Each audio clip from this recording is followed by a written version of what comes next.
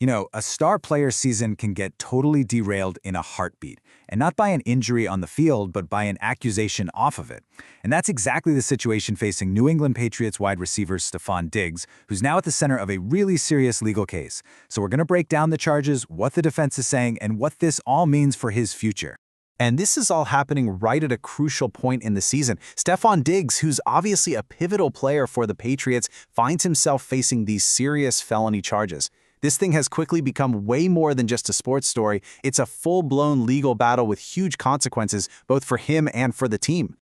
Okay, so to really get what's at stake here, we have to start with the allegations themselves. So let's dive right into the specifics of what the court complaint is actually saying. So the whole thing, according to the court documents, boils down to an alleged altercation at Diggs' home, and it involved a former employee. The complaint claims that some kind of dispute just escalated and turned into physical violence, which, well, that's what led to these charges being filed in Massachusetts. Okay, let's put this on a timeline, because that really helps make sense of it all. The alleged incident? It actually happened way back in December. The reason we're all talking about it now is that the charges were just officially filed. And looking ahead, the very next step in this legal process is a court arraignment, which is scheduled for later this month.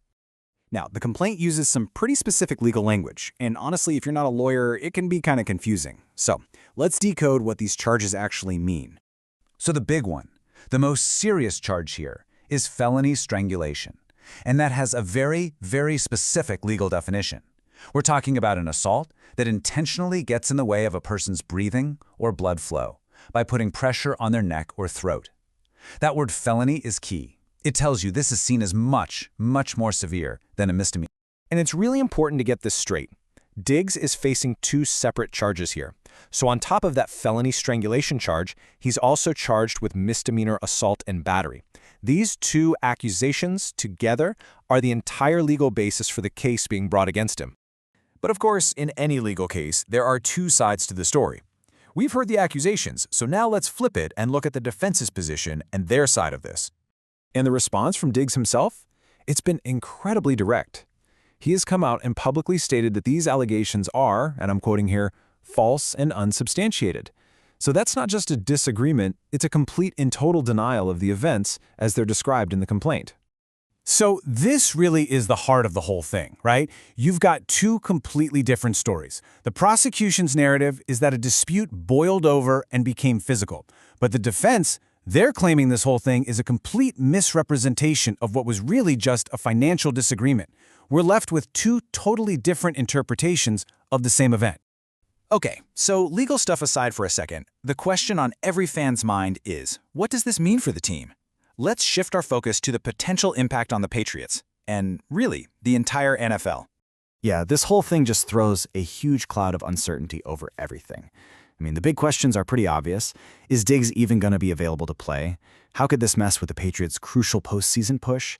And then you've got the wild card, the NFL's personal conduct policy, which, and this is important, operates completely separately from the legal system. For now, it really seems like both the team and the league are just in a holding pattern, waiting to see what the courts do first. All right, so you've got all these pieces moving on the board. What happens next? Let's map out the procedural steps that are going to define how this story moves forward from here. The way this is going to unfold is kind of like three train tracks running side by side. First, you've got the legal system. That starts with the court arraignment where the charges are formally read, and then you have the full legal proceedings, which that could take months, maybe even years. At the exact same time, but completely separate from the courts, the NFL is going to conduct its own internal investigation. And this is so key because under its personal conduct policy, the league can hand out its own discipline, like a suspension, and they can do that whether or not a player is ever actually convicted of a crime. And before we wrap this up, there is something absolutely crucial we have to state, a fundamental principle of our entire justice system. In any case, but especially one with this much public attention, an individual is presumed innocent until proven guilty in a court of law, period. And that really brings us to our final thought here.